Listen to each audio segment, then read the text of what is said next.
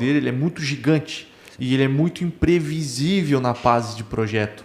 Porque quando a gente está na fase ali, a gente está de pré-projeto, a gente está olhando um combustível, que a gente nem muitas das vezes sabe o que vem. Se nós olhar, por exemplo, uma árvore que é plantada no litoral ou para uma região mais serrana, a porcentagem de cloro muda, por exemplo. E isso tem um mecanismo de dano totalmente diferente dentro do equipamento. Então, é muito difícil na hora do projeto a gente, às vezes, prever todos os cenários de dano. Então, se nós, como consultores e vocês como fabricante, e também inspetores aqui eu falo, a gente não prevê esses mecanismos de danos, ou a gente não tem margem para trabalhar depois que essa máquina entrou em operação, nós estamos fadados à morte. Eu te passo a palavra, agora eu pergunto para a Júlia, que a gente tem uma máquina recentemente, que a gente teve os tubos de chama, vou dar um exemplo, uma caldeira mais pequena. E Júlia, como que foi tua percepção quando e eu queria pegar o teu depoimento aqui, e depois, consequentemente, a gente fechar com o Antônio, quando você ter a tua narrativa, como você pegou a espessura mínima no memorial de cálculo e falou, pô, tá certo. Aí tu foi medir, é o mesmo. E aí, como que tu se sentiu como inspetora? A situação é bem ruim, né? E pior ainda é dar essa informação pro cliente, né? Dói. Porque o cliente, ele não tá esperando, ele acha que comprou uma caldeira, nesse caso especificamente, uma caldeira até nova, aí eles pensam, meu Deus, o que eu fiz, né? Esse cliente especificamente, ele deu depoimento no sentido de, pô, errei, devia ter contratado vocês antes. Então, eles entendem ali a importância, né? Mas é isso que a gente quer trazer para o mercado.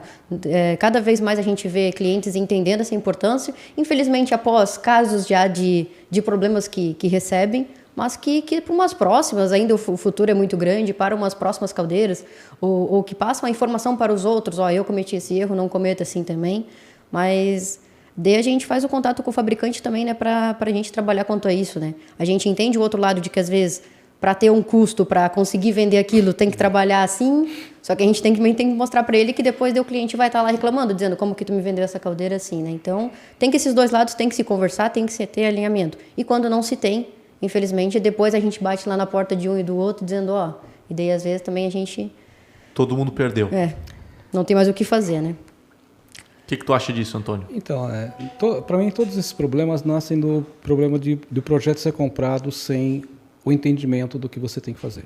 Por exemplo, se você tem a necessidade de ter uma sobreespessura, alguma coisa, isso tem que ser definido antes de comprar o equipamento. Na hora você tem que ter uma especificação de compra que você vai passar para quem vai fabricar com essas informações. Até para você ter, então, um preço, umas cotações que atendem o seu requisito. E esse, para mim, talvez seja o maior problema. As pessoas compram equipamentos sem fazer uma requisição de compra decente, sem fazer uma pré-auditoria, uma pré-consultoria, né, do que eles querem, para realmente depois comprar certo. Se você começa a comprar errado, começa a comprar só dá, como eu já vi vários orçamentos, eu preciso de um equipamento que dê tantos quilo por hora aí. E aí, vê qualquer coisa. É verdade.